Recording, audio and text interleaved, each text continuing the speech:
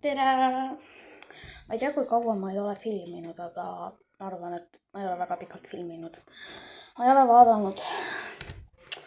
Aga noh. Ma ei teagi, millest rääkida. Ma ei oska rääkida millestki. Ma ei tea, ma ei ole nii ammu midagi filminud. Ma ei tea, mida rääkida. Ma olen põhimõtteliselt kõik need asjad ära rääkinud, aga ma võib-olla teen oma reisivideo. Ma arvan.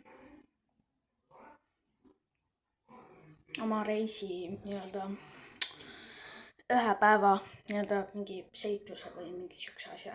Et nagu näiteks ma teen näiteks video sellest, et kui ma lähen lendan nagu ja siis näiteks teine reisipäev, nii et jääge reisivideosi ootama. Võib-olla ma teen shoppingu päevast video, ma ei tea, eks ma vaatan, kuidas seal on, et ja loomulikult te tahate ju teada, kuhu ma lähen. Meil oli tegelikult plaan minna Tuneesiasse, aga see mingi Novatours, kus me tellisime selle reisi, see ütles, et lennukid ei lenda sinna Tuneesiasse millegipärast, et me ei saagi minna sinna. Ja siis oli ainuke variant mingi Türgi ja Kreeka ja mingi Montenegro. Montenegro oli meil plaan alguses, aga see tundus nagu jube kallis. Aga me otsustasime, seal oli ka valikus Bulgaaria. Me otsustasime, võtame siis Bulgaaria. Ja no võtsimegi Bulgaaria ja lendame sinna juba 28. august. 28. august lendame ja 4. september me tuleme tagasi. Et selles mõttes nagu what the hell? Tuneesiasse ei saa lennata. Halloo, Tuneesiasse ei saa enam lennata või? Nagu, mina ei tea. Ma ei tea, mis nendel inimestel viga on, et nad ei taha sinna Tuneesiasse lennata. Ja mina ei tea, mis need probleemid seal on. Ilmselt see USA ja Iraani sõja pärast on see asi seal veits siuke vinks. Me pidime juurde maksma sellepärast, et ja muide, me pidime reisile juurde maksma sellepärast kütuse hinnakulu lennukil. Me pidime kütuse hinda reaalselt. Me pidime kütuse hinna eest rohkem maksma. Nagu halloo, meie peame maksma teie kütuse eest või? Nemad on nagu mingi suur ettevõte ja meie oleme nagu täiesti mingid erainimesed, kes ei ole mingi suur ettevõte. Nemad on.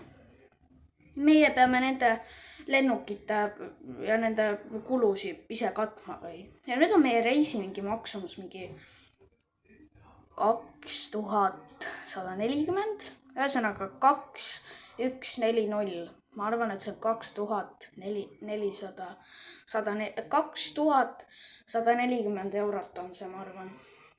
Aga meil on see vist juba makstud, nii et ma arvan, et ei ole probleemi. Aga reaalselt kütuse hinna eest nagu küsitakse juurde raha või?